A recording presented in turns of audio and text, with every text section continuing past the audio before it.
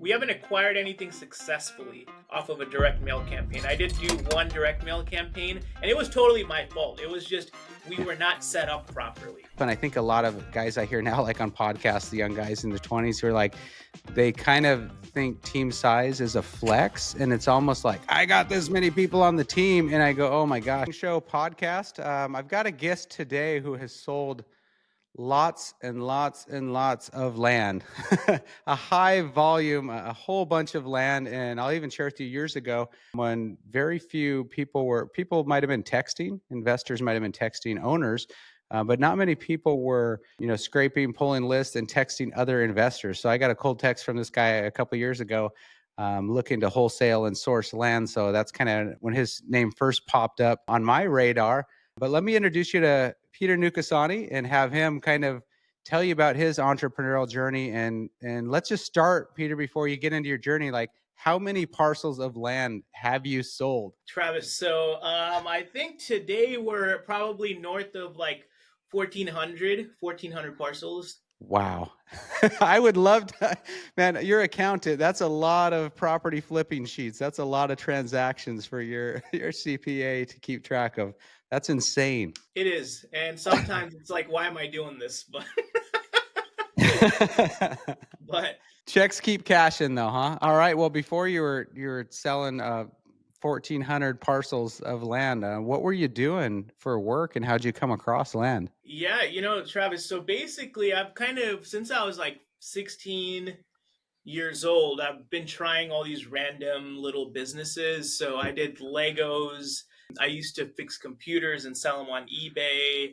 Kind of tried a bunch of random businesses. And then I read this book early on called Rich Dad, Poor Dad. Like the Purple Bible, we call it. The Purple Bible, yeah. Like a lot of us that are probably listening, that and do land.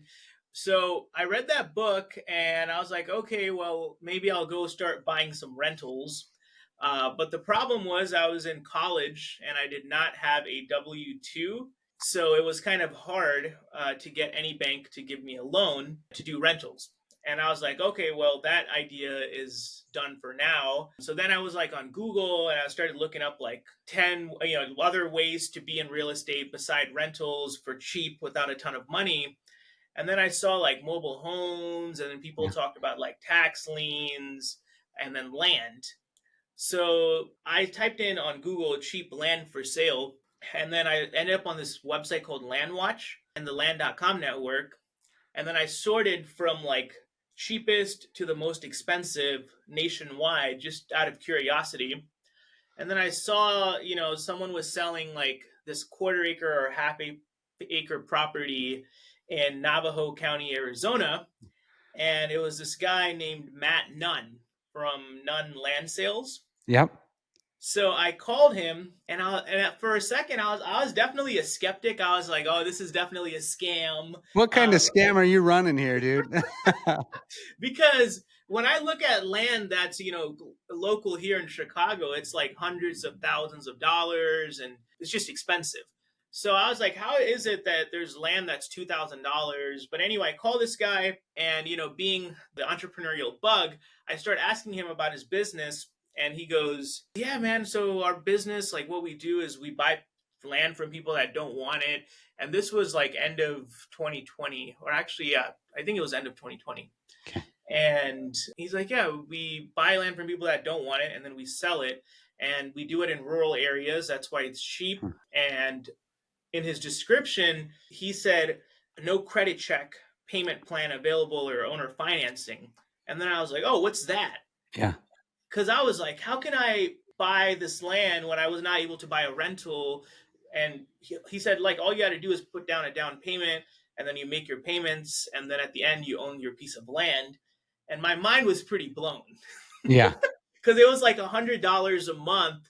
And I was like, I can do $100 a month. I just need to sell some more Legos. But anyway, so I was talking to him. And then I was like, okay, so this seems like a really cool business or whatever. I don't know anything. And he's like, yeah, we send mail. And I was like, what do you mean you send mail? And I didn't even want to really get into it. So this was multiple conversations. Sounds like you should have paid him for some consulting calls, man. Like I should have. And So anyway, we keep talking, right? And then at the end, I was like, "Hey, so listen, so if I buy multiple parcels from you, could you give me a discount so that I can go resell them?"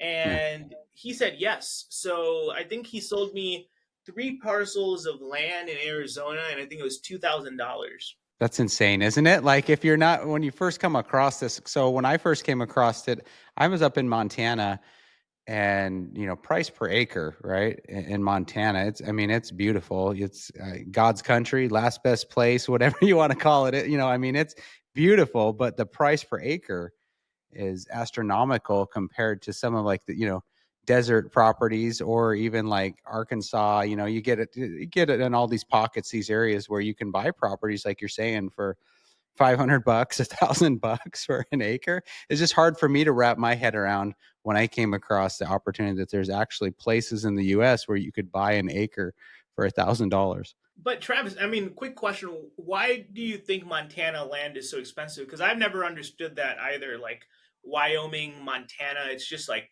it seems like a big state. So why is the land actually so expensive out there?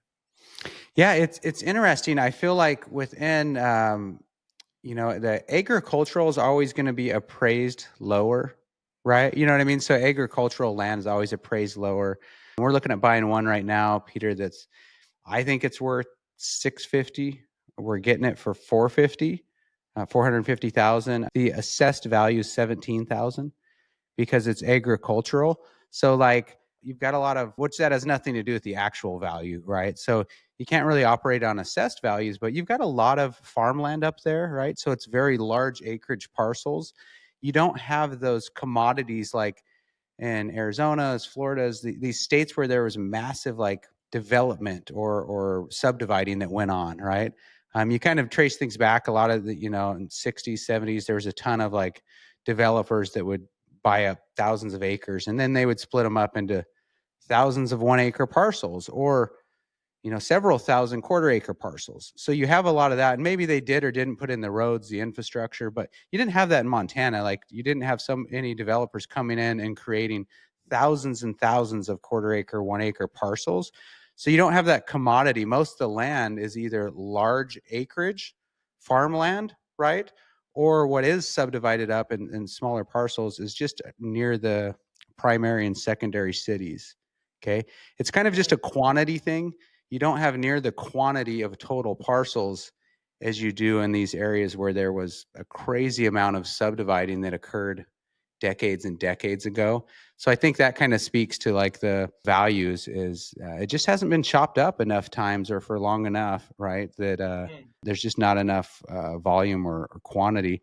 But the price per acres was just so high that it was kind of a barrier to entry for me. So when I found things like you did, like in Arizona or Navajo County, right, where you go, this is incredible to be able to pick up properties for that price. So you buy these, and then are you relisting them right away on the same platforms you found them to buy? Are you relisting them to sell, or how are you reselling these? Yeah. So, and 2020, it's kind of funny, this business, like a few years, and there was still like a good amount of people doing this, but there were not that much as there is now. So I didn't have a land.com account. And I think they gave me a pretty high price. And I was like, well, it's to sell 4 parcels. I'm not going to Yep. sign up for, Lock into a 12-month agreement. Yeah. right? So I signed up on this website called Land Century, and I listed one of the parcels out of curiosity. I was like, oh, okay, well, I averaged about $700. Let me try to do this owner financing thing. So not knowing any better, I was like, okay, let me put this up for $39 a month. I think for 36 months. And I was like, Yeah. oh, well, in 3 years, I'll double my money. So anyway, it sold. Because you're still operating with that Lego Yeah, increments in mind, right? and I didn't understand like time value of money and Yeah. like all this other stuff. So, but anyway, that's how I ended up selling it. And then I sold the other ones, and then the problem was once I sold out the other 3 parcels, I was getting like $39 for each one. And I had like $4,000 to my name at that time. And I was like, well, it looks like I got to wait till all this money comes back and then I Yeah. can go do this again. But I was like, you know what? This is amazing. There seems to be demand for this. Yeah. So, anyway, what I started doing is I just started like cold calling all these other random land companies on LandWatch and just started asking them. And then I think I heard about Land Arb, which is like an investor. Let's just say you own 30 parcels.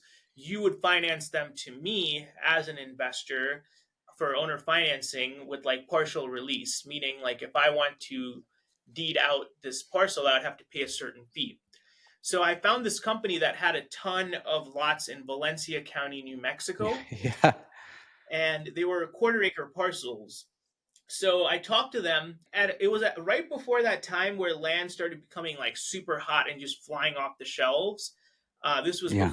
before like the 2020 thing. So I talked to this company, and he's like, "Okay, you could pay 500 a month, and we'll land our this 25 parcels or 20 parcels to you."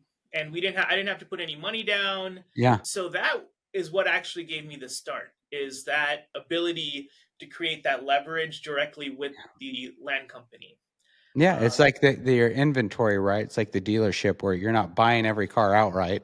You know what I mean? Like you can get the cars on the lot without having to buy them all cash. You can have your kind of floating your inventory for a while. And okay, so how many lots is that I think you're it was able to? 20. The 20. first deal was 20, and then the coolest thing was that we actually did five more deals, and it added up to 300 parcels over the span of 12 months. And I kept doing the same thing. I was like Yeah. $39 a month. I got on TikTok at that. I think it was a little bit after that, and then we really started selling. So I would sell So these you're for. advertising it kind of as walk me through this because 2020 that now are you dancing on TikTok to sell these? Or are you just posting these as are you actually showing like screen shares of the properties or satellite or Google, or how are you kind of advertising or highlighting that, or are you just highlighting your company or website? It was actually really boring videos, so nothing as interesting as dancing. All I did was, I had this domain onceuponabrick.com, which was for Legos. That was a Lego company. And I was like, you know what? Let me just convert this into the land thing. Yeah. So I just put up the listings on the website. I used Landmaster, like the VA service, to create the listings because Matt Nunn told me that's how he does it. And he really helped me out. Excellent. Yeah. So advertising the videos would be like, I have this quarter acre parcel in Valencia County, New Mexico, and I would just show Yeah. the Google Maps, like the satellite view. So then I would just show that thing on Google Maps, and then I would show them the website and be like, I'm selling this for $39 a month for 36 months.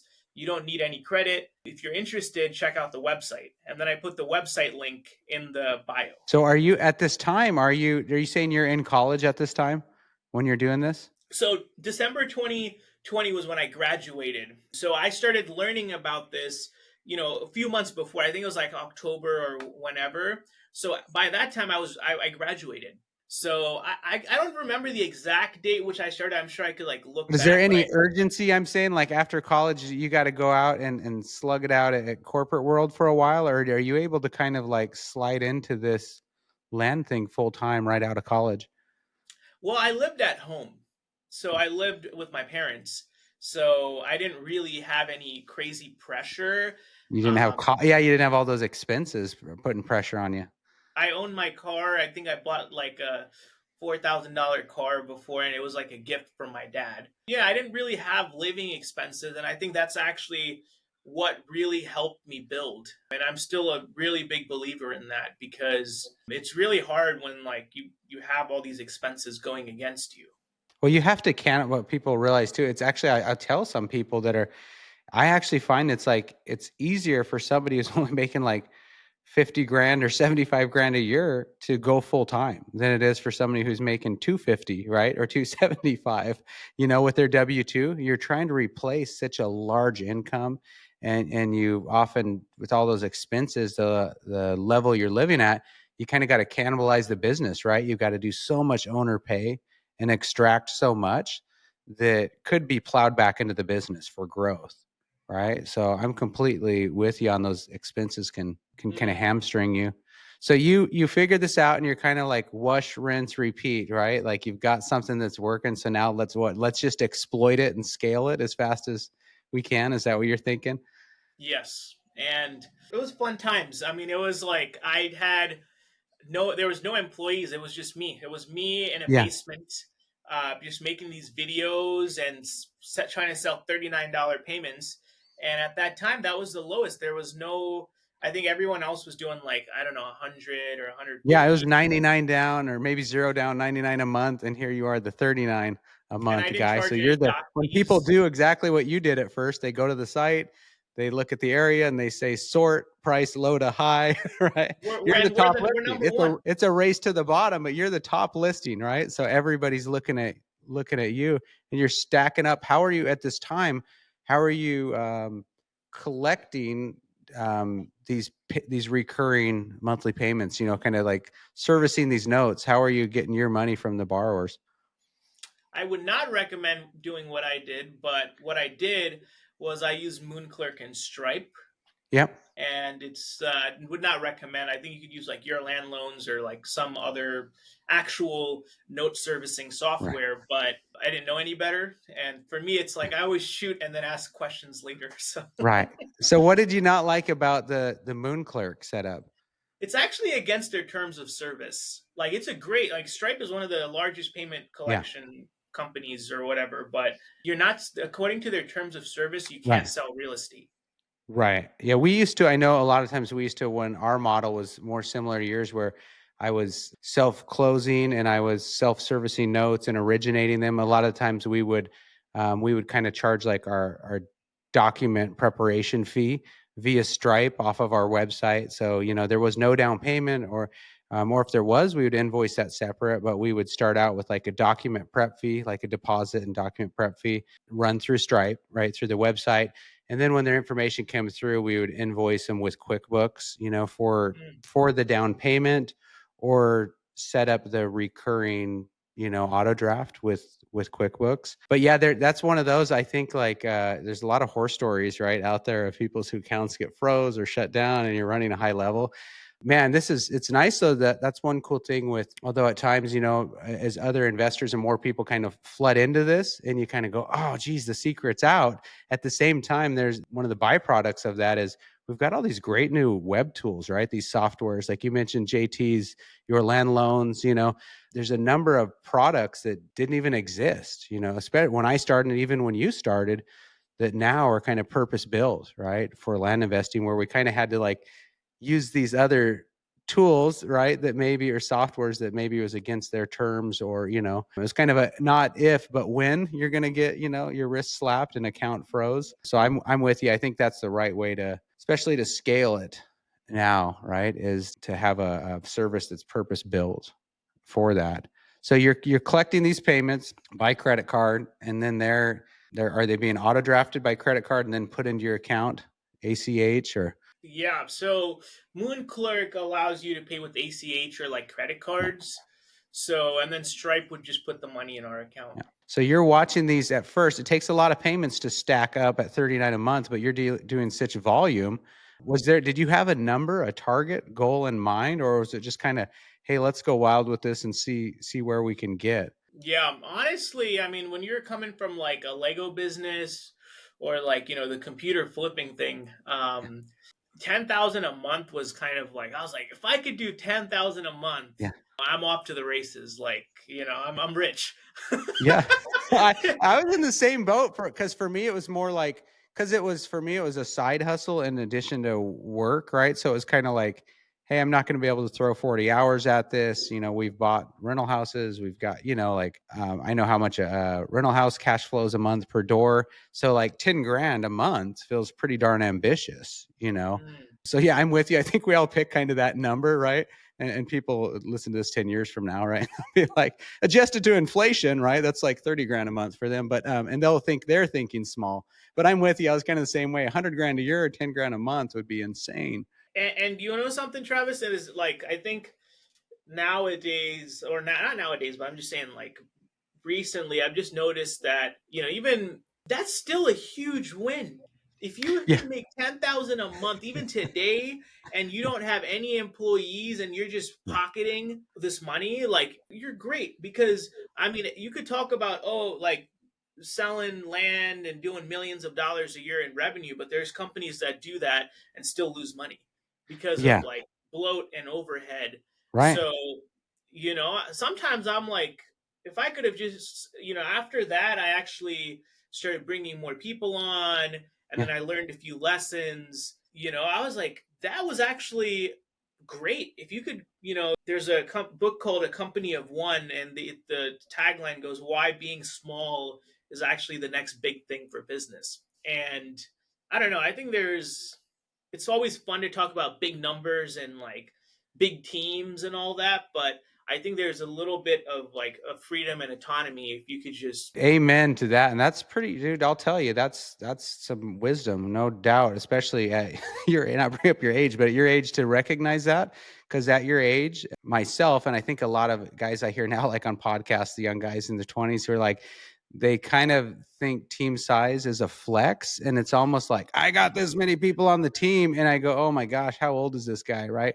Because you realize usually with time of running a business or having run a lot of people, like when I was a director of operations and had, 70 people, under me in the corporate world, right? Like you realize like, you don't want a lot of people under you. That's not fun managing people, right? So what you really learn, it sounds like you learned it pretty quick, is it's more about like, what's your take home, what's revenue per head count, like let's get this as lean and mean and as profitable as we can with the least amount of employees, right? That's exactly our approach. So it's more like total profit per deal, like what's our ROAS, what's our return, what's our cost per acquisition. Like there's metrics we track, and I'll tell you what, team size is not one. And I think anybody who's been in business a while, team expands, and then you actually eventually like downsize, right? And you carry less. There's just no weak links, no dead weight, and I think you're right. That's where the freedom and autonomy you're talking about, like you might think you want to own a business and then you start managing employees and you realize, I didn't want to own a company and have employees. I just wanted to make money, right? So you go Yeah. like, you're right. We've absolutely had to adjust things to kind of be more in alignment with what we were trying to build. We thought we wanted to do something and then we got there and it wasn't fun. So we've kind of had to like, pivot or iterate along the way where we go, okay, like how do we make the same or even slightly less without giving up more of our time or having to manage people? So And I I think, think man, I what, think that's great that you're already recognizing that. The other thing is, like you said, when you're bloated and carry a lot of weight and a lot of expenses, you have to make so much, right? And when we've got like, it's like reverse income, reverse revenue, like cutting expenses, getting rid of, expenses. You don't need all that extra revenue. And I think people have, if you've been through market cycles or you've been doing an asset class or a business model long enough, you recognize that like when economies change or markets shift, you get exposed, right? So that's where, and you make those adjustments and then you never ever forget what happened when interest rates went up or when there was a recession, right? These things. So I think running lean and profitable, man, I love it because I'm with you. I think that gives you the freedom, and it also means that you don't have to lay people off. You don't have to cut people loose when markets shift or economies change, right? yeah, no, I don't know. Sometimes I get really worked up about this topic because I I just see a lot of the think big and scale to the moon, and I mean, yeah, you Yeah. can. It's just, but you could take time doing it too, and there's like, I don't want to get worked up about Well, it. it's more like be deliberate. I say what I tell people now, like when I'm coaching, is like, what do you want to own? Like, what do you want this to look like?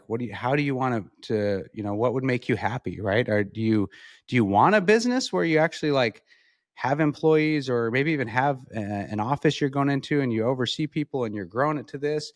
Or are you trying to do this to get the most output, the most revenue with the least input? And maybe you want to be time rich, right? That was my thing. Is like, hey, like it was about like not just like money rich. It was like I want to be time rich. I want to be able to take as much time off as I want, take the kids, the family on vacation for as long as I want, right? Versus like saying, hey, I want my name on the side of buildings and I want to scale this out and franchise it and do all these crazy things, right? So yeah, you kind of have to fit it to your personality, what you're trying to build. Because when we built our note business out at first, that was my goal, is like you, like the 10 grand a month.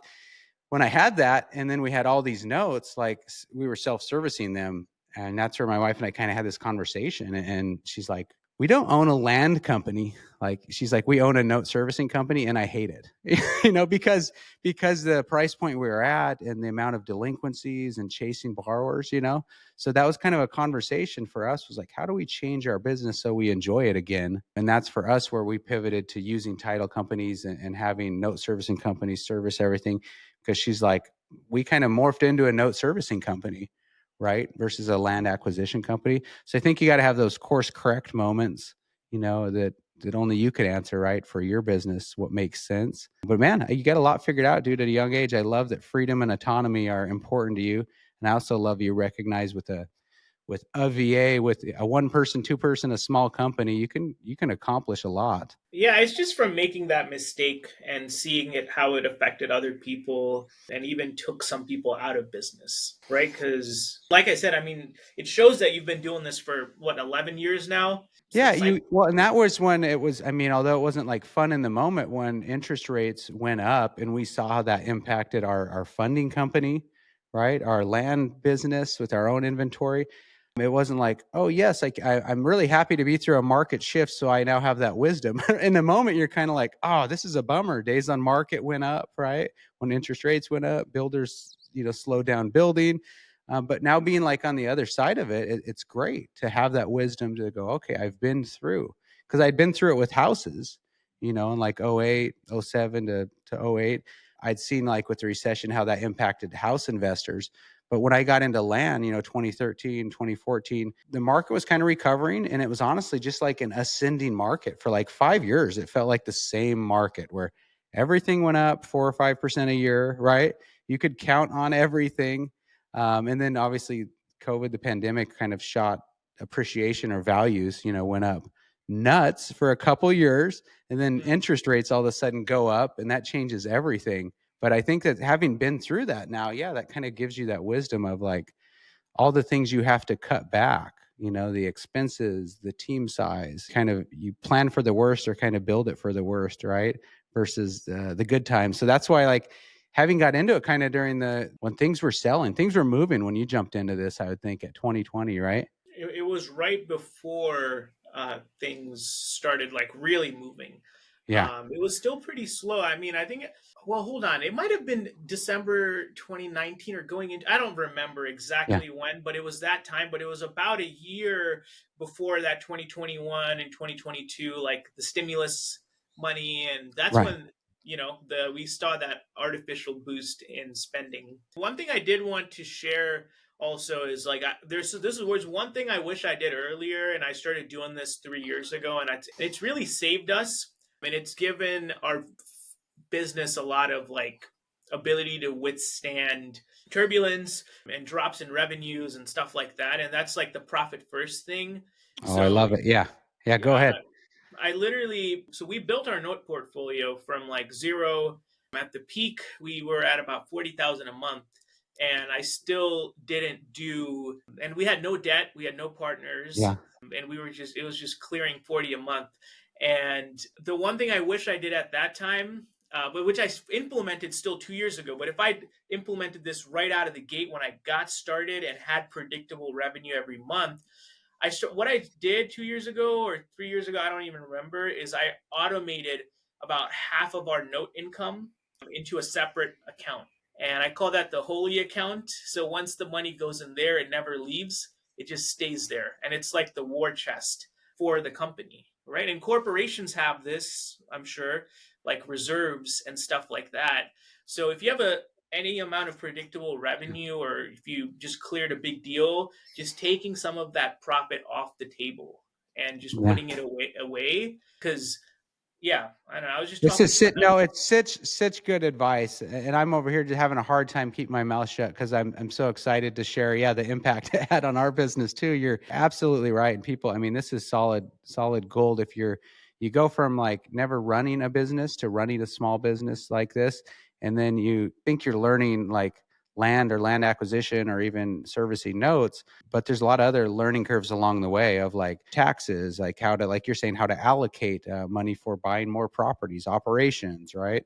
There's a lot of pieces that, like me, I didn't inherently know having had the resources of working for a company. I knew how departments did things a little bit, right? But I didn't know how to run my own business beyond just getting really good at buying land and selling land. But I came across, so I read Mike Michalowicz is the author you're talking about. I read his book called The Pumpkin Plan, was one he wrote prior to Profit First. And if you haven't read any of this guy's book, I would say don't read him, like buy the Audible, because this guy has got to be one of the best narrators. He's just so fun to listen to his book and have the author read it. But I read The Pumpkin Plan, and it's very similar to like 80/20, where he essentially talks about like firing your bad customers, right? You know what I mean? And the 20% of your clients that are bringing you 80% of the revenue, let's lean into that, right? And let's kind of prune off the bad ones. And at the time, I recognized that in the workforce where I was at. I'm going, oh my gosh, like we have a call center, we have trouble tickets. And it's so true that like 20% of our customers brought 80% of the headaches and trouble tickets, Mm-hmm. right?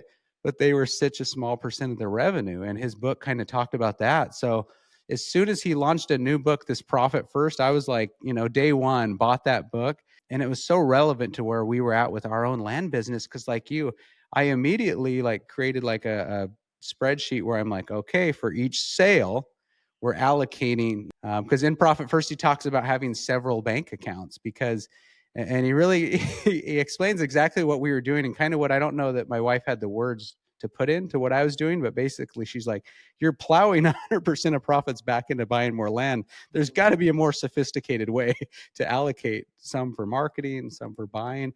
And he talks about it's like a cash salad, right? You're just running it all like one big bowl of a cash salad and you're running everything out of it. And as soon as I did what you're saying, like I remember still Peter walking into the bank and being like, I need 7 accounts at my Podunk bank in Montana. They're like, 7 accounts. What? Like you can have 2. And I'm like, no, I need 7. And then I did what you did. I'm like, this is our property acquisition money account. Like, this is our marketing account. This is our owner pay account. This is our taxes. And I kind of created these buckets. And every time a property sold, we set aside the taxes. We set aside the profit. We set aside the marketing, right?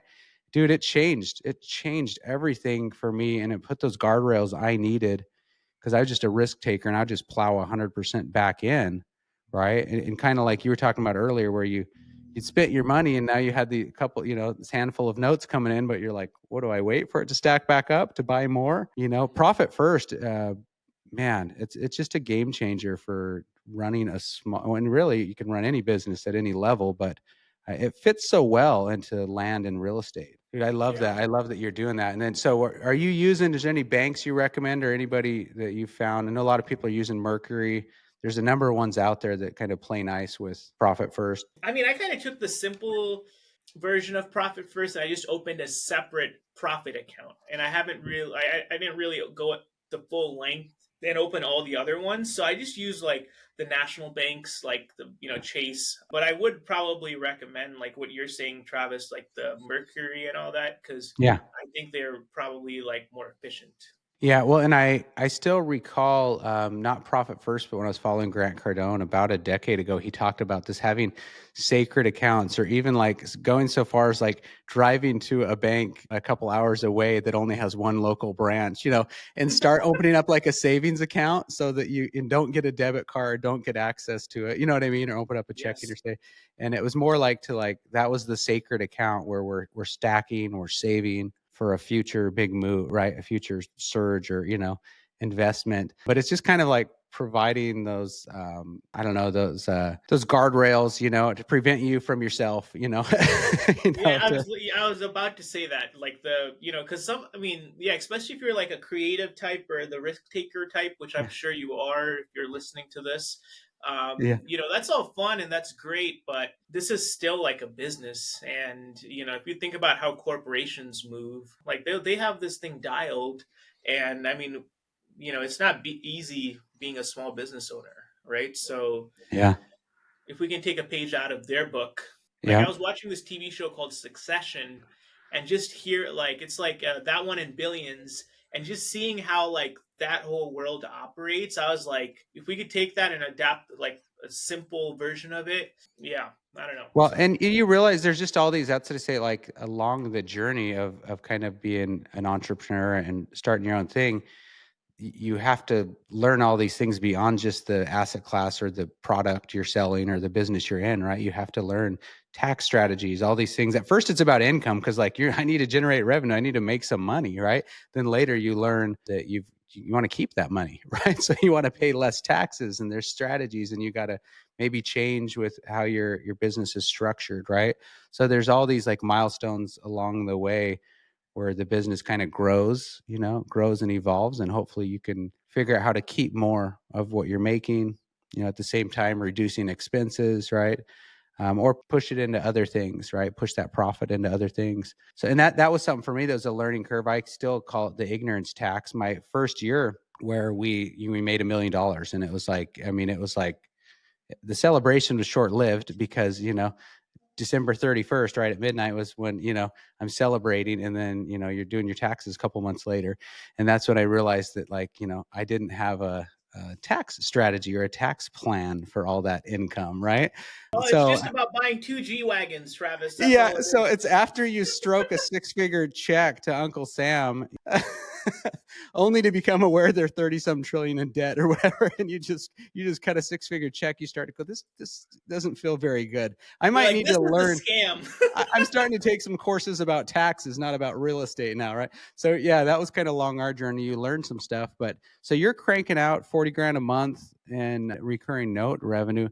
And again, so you get to that point, and what's the goal? Like, do you just continue to kind of like best effort, or do you set revenue goals to keep growing? Like you said, you didn't want to grow a team or add headcount, but obviously you also didn't just like stop and let it all pile up, right? So what was the mindset, and kind of where were you headed? Well, that's like going into the mistake portion of this, right? And that's when I started. I mean, trust me, like there are the people that we have on our team today that were with us back then, there are MVPs and they are amazing.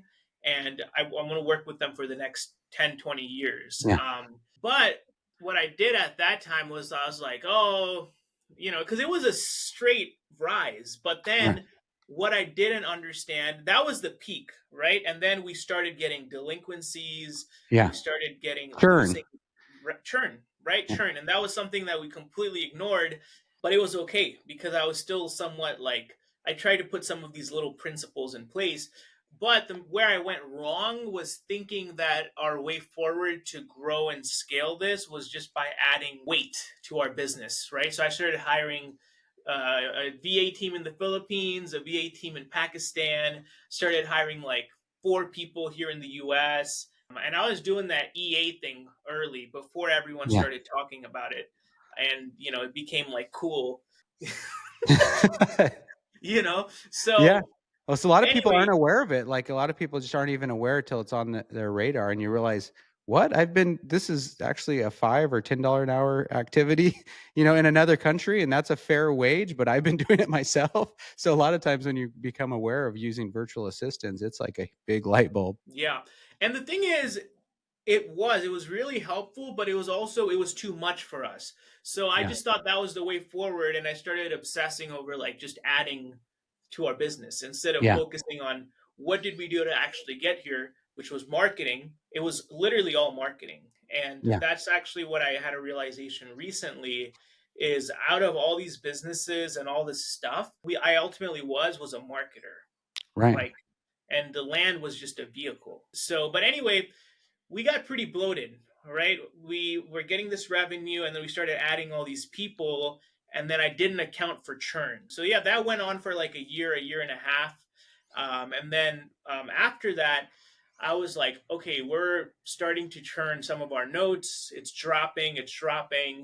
And our expenses kept rising, Yeah. but then we were churned, like, we were losing our notes. So then we just got out of a season like early last year where I kind of just literally I went line item by line item in our business, and then I found like $3,000 to $4,000 a month in software and services Yeah. that we were never using, and they were just coming out of our account. And then we signed up for a stupid land.com contract, and it was thousands of dollars a month, and we were locked in for like 12 months. Yeah. You've And it been was there. I've been in that and I'll tell you, that's an ironclad contract, man. Yeah, I mean, I was like, I don't know. I'm all about challenging the stuff, but I didn't want to. But anyway, point being is I learned the lessons, and Yeah. now going forward is I have pretty clear vision on where we want to take this thing. Now it's just like literally, I made a instead of making a super complicated thing of like having 50 goals, we made Yeah. a goal next year or this year, and we're like, okay, we have about 150 notes right now, and we want to double, and that's all we're going to focus on. Just double our note portfolio, and And no other goals. are you doing anything different with the notes? Like, are you trying to originate larger, higher per month payment or longer terms to combat the longer length or period to combat that churn? Absolutely. So that what I was talking about, the 40,000 a month or whatever, that was fun, and that was like $39 or $40 a Yeah. month. So what it created was a ton of like operational issues because Yeah. there was just like we had hundreds of customers. I think it was like 400 or 500 customers, and they would all be like, "Oh, can I change my credit card? Can you send me pictures of my land?" And Yeah. I was like, "You really think we're gonna send a photographer for a $39 a month payment?" Yeah. And there was just not enough margin. So now we're targeting $99 to 150 as kind of the bread and butter, especially in this economy Yeah. right now that we're seeing. And then we're also sprinkling in like larger $300 to $400 a month payments. And what term or what note length were you originating before on like the $39? 36 months. 36 months. And what are you doing now? We're targeting 60 to 72 months. Yep. I love it. That's kind of I'm with you. I started kind of a similar way. Mine was more like the 99 a month type model. Most of my notes are 24, 36 months. And we kind of experienced this hockey stick growth the first 24 or 36 months, right?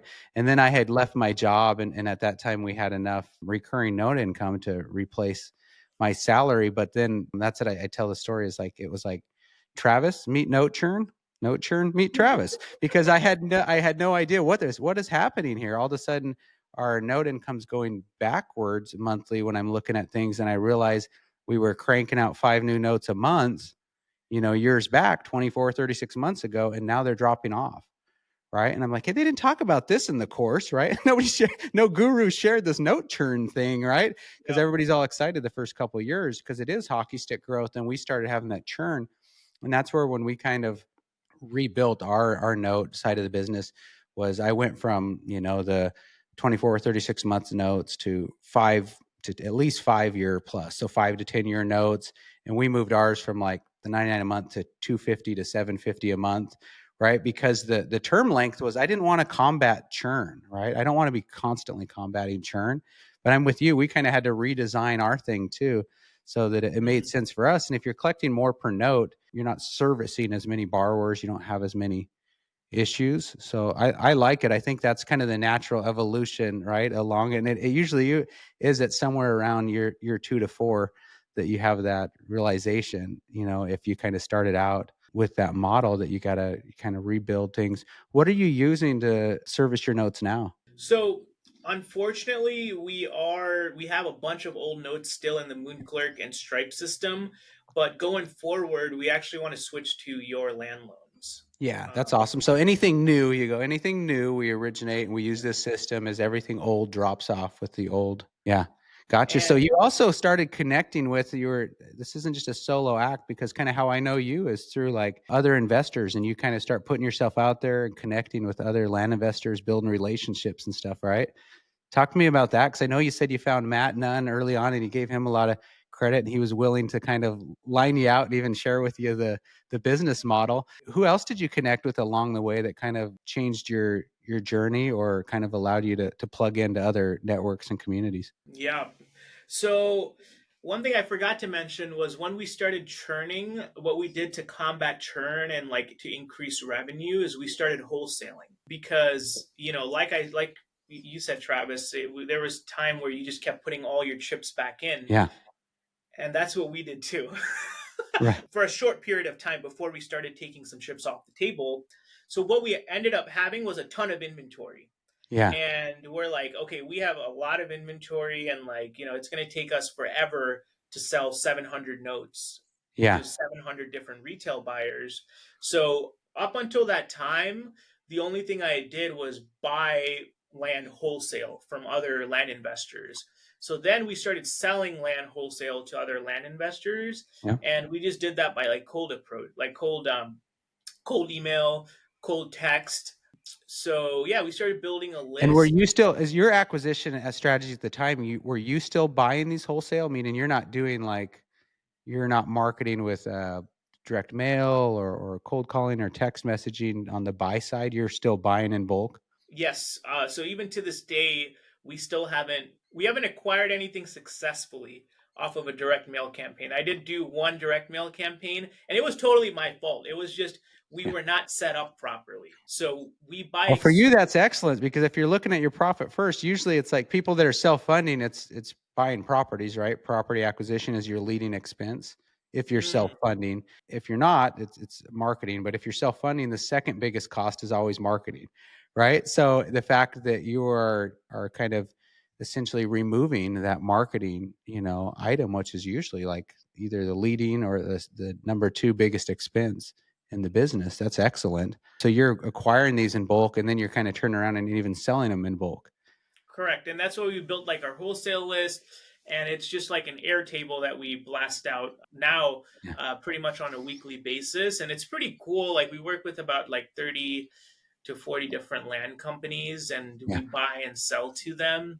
And it's been great. We do a lot of like the repeat business with these people. The problem now is we're trying to increase our supply because we are able to move everything pretty much Yeah. wholesale because we built that network, and we've also built a system because like one rule that we follow with that is like we'll never sell anything that we don't believe that the investor has a good chance of profiting on, because then you lose that relationship if they're not able to turn a Right. profit.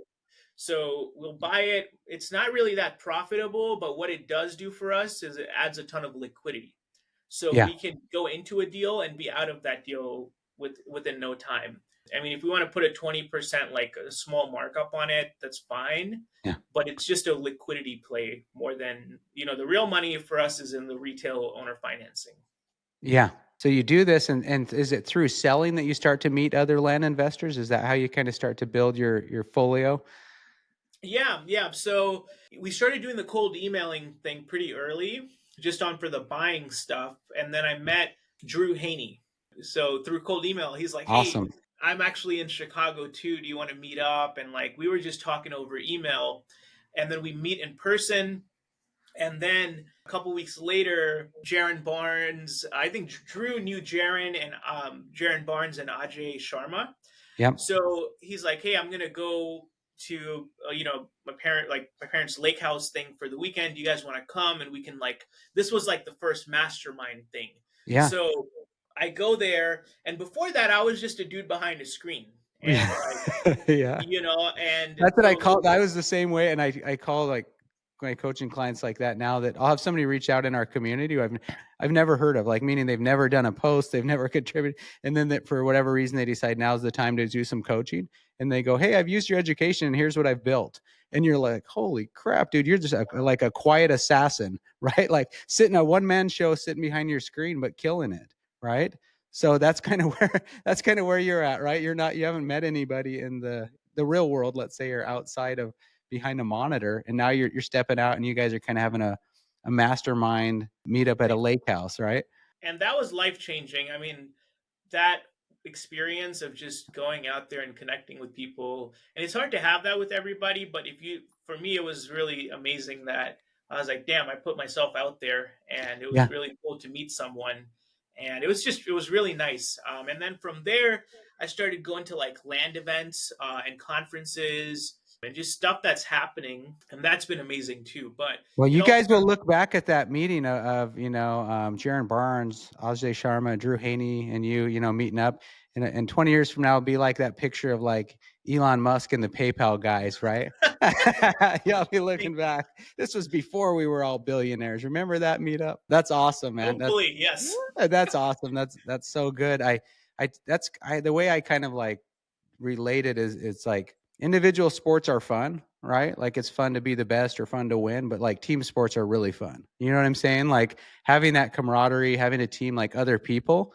And that's kind of how I feel like when you step out from just being that like investor behind the screen, the introvert, right? An investor Mm, behind hiding behind your monitor, and you actually connect and build real relationships. It's fun, man. Because it becomes, as you know, so transactional, right? mm. So that's awesome when you kind of like add the relational or relationships to those transactions. So you guys all connect, and from there, obviously, how's this work? You and Drew kind of start doing some business together, build a friendship, or how does it start? Because you guys have went on to host right events and start a community. Yeah, so Drew actually started buying from us wholesale through cold email, and then we think we did a small deal first, and then we met up, and then we continued doing that. And I think Drew, now he's focused on funding. But when he was running his traditional land business, we sold him property wholesale. Yeah. So you So yeah, gained a friend that weekend, but lost a customer, or what? When Drew got into funding, you said, "Hey, man, you're my guy. You were a good buyer, right?"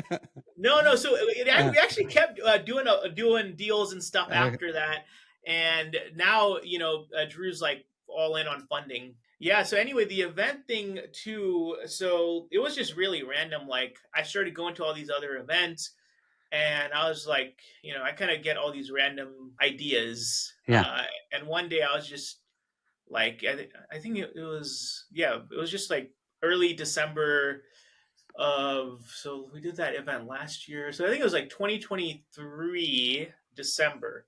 I was just sitting on my computer and the screen, and I was just looking up stuff like, oh, yeah, how to do events. And then at a previous event, Wayne, he mentioned like, oh, do you know, because we were talking about location ideas, and he's like, oh, there's this cool place called Golden, Colorado. yeah, And then I was like on Google, typed in like Golden, Colorado event venues. And then I found this thing called Exotic Supercar Experience. yeah, And then they said they do corporate events. So I called them, and they're like, yeah, we can host events up to 100 or 150 people. And then I called Drew and I was like, hey, what do you think about this idea? yeah, And he's like, yeah, man, that seems pretty cool. And and then it was a quick phone call, and he's like, yeah, do you want to go partner up on this event? And then we're like, oh, okay, what does that look like? Okay, we'll just both put up half the money to book out the venue, and then we'll sell tickets. And then I put together a website, and then Drew knew a bunch of people in the land business, so he just started reaching out to everybody, and he's like, oh, okay, we have our speakers, and you were yeah. one of them, Travis. And yeah, and we started selling tickets, and Well, then it I was I love it because like all that stuff, like we know, like it starts with a little spark, right? Like a little spark, a little idea, right? And then, like you said, and then followed by some sort of Google search, right? And then you go, hey, what? Just floating the idea, and then you guys go in on it together, and have obviously it was a big success, right? When I spoke at your event, it was packed. Like I would think, I don't know if everything's sold out, but it looks sold out. There were people standing along the back wall. we fortunately did sell out, and it was really awesome to see that. Yeah. So Well, we're that and we validates it, and just based on the conversations I had with people, people love the opportunity to meet up in person, right? And you guys weren't like running them to the back of the room to have them swipe their card and buy a product or a service. So I think people also appreciated it as like more of a networking event and a meetup, than it was like the Holiday Inn Guru, pitch fest or something, So yeah, I heard a lot of positive comments about it, and I was thankful to get to come there and give a talk and share. So man, that's awesome. That's great. That's needed, in the industry. I think land, it's kind of like we got our own tribe. There's a lot of real estate investors out there, but I think within land, a lot of people are looking at, because there's not as much meetups, because a lot of house flipping, house wholesaling, right, can be very local. So there's a lot of mm, local meetups, but a lot of us as land investors, we're virtual. So you know what I mean? We're not really doing local meetups because you're not always investing in your local market. So I think being able to meet up in person is awesome. So that's, man, congrats to you guys on the success, and on your first, you're hosting your first event and selling it out. It's impressive. yes, and Yeah, Travis, thanks for believing in it and showing up last year too, and hopefully we'll, have Yeah, you that I was a this tricky year. one too. And I get the dates. It was like my son's birthday, and I'm like, okay, how do it's not like I can't do this. It was like, how can I? How do I make this happen? Right. So I wasn't able to stick around as long as I'd hoped. But hey, we committed and showed up and did it, and I thought it was an awesome event. So you It's got your company rocking and rolling now. Things are kind of in operations mode. You got your community, you got your event, you got your network of guys. What's next? that is a great question. So, Just I maintaining it think with the least amount of headaches, or what? I want to keep. I'm definitely primary focus for this year. This year, like I said, is doubling our note portfolio and continuing buying and selling wholesale, and do this event. I'm throwing a mastermind in March in Orlando. Awesome. So that's the first. That's the first time thing. I've never done that. Uh, That's growth, man. That's good. That's growth. I remember we were visiting at the Golden, Colorado, Denver event, right? About speaking and stuff, right? That's all growth. It's the first time till it's not. You know what I mean? You get through it, you've done it. So yeah, that's good. and the last thing I was like, I'm still. This is an idea that I'm working on still, and I haven't really hashed it out yet. Or I'm about to start hashing it out. Is I'm thinking to maybe put together like a program, a digital product for land investors, specifically related to like marketing, social Yeah. media, and advertising. Like how we Yeah. sold all those notes using TikTok and like just like alternative marketing. Oh, I think that's needed. I think that's great because it's kind of got to be demystified and shown step by step, right? Because some of it's so foreign. I even remember for our education business when we started running Facebook ads, I was like, it was almost like they had built this interface or this process like to where they didn't want any like single users or small businesses even advertising. You know what I mean? It felt like you needed an agency to Yeah, set everything up and run it on your behalf, right? So no, I think that's much needed and like a gap in the market for sure too, right? That really nobody else is serving or doing. yep. So, and I'm trying to keep the random ideas at bay too, but Yeah. Yeah. That's the hardest thing is focus, dude. Once you have some success and some revenue, that's honestly the hardest thing is staying locked in, staying focused because there's so much adjacent opportunity, right? That yeah, could be pursued and probably would even work, but at what cost, right? So that's honestly, I feel like the hardest thing when you've got your business model down and it's working is is yeah. saying no or not being is tampering that ambition, right? Well, hey, why don't you share? Is there any? How would you like one? Like, how would you like people to reach out to you? And two, like, how can you help people? I know, like you said, you have your Once Upon a Brick. You do wholesale land. So, why don't you kind of share with everybody best way to reach out to you and how you can help them? Yeah, and we're always looking to buy land wholesale as well. So the best way to reach out is, our website's onceuponabrick.com and then email landsales at onceuponabrick.com. If you guys want to get in touch, throwing an event in June again this year for the supercars and land investing. So you got to get me the links for all that, right? So we'll put all this stuff on the episode webpage as well for the podcast, right? But get me the links and all the details for that. So you're doing another event that's in June in Golden, Colorado at the super people get to drive Lambos basically. You get to come listen to top powerhouse land investors, meet up with other powerhouse land investors and then drive Lambos, right? And you get to use a sauna and take an ice bath. Yeah. That's new. So, yeah. I think I And you're even saw a surrounded cooler by full of beautiful beers last mountains. year. I think I even spotted a cooler full of beers on my way out the door last year. Is that right? Yes, and it's always a good time.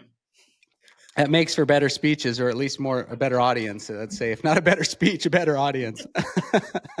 All right, man. Well, thanks. We'll get all the links up, and I'll share those on the episode webpage.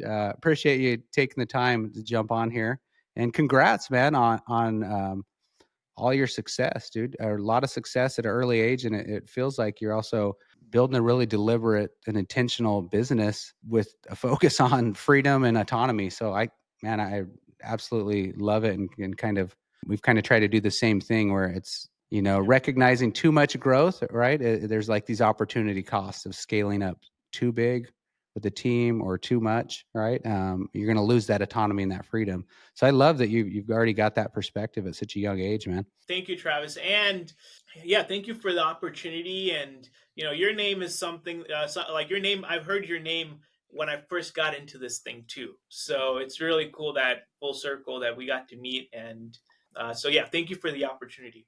Yeah, absolutely. It was great to get to meet in person as well, man. So look forward to like seeing your continued growth, dude. So congrats on everything and hoping, wishing for a prosperous year ahead for you. All right. Thanks, Peter. Sweet, man. Thank you. Thanks for tuning into The King Show. If you enjoyed today's episode, I'd really appreciate it if you would subscribe, rate, and review this podcast. Also, don't forget to head over to travisking.com for show notes, resources, bonus content, and more ways to connect with me and the guests that you hear on the show. Remember, greatness is already within you. It's time for you to boss up and claim it. Stop building someone else's empire and start building your own.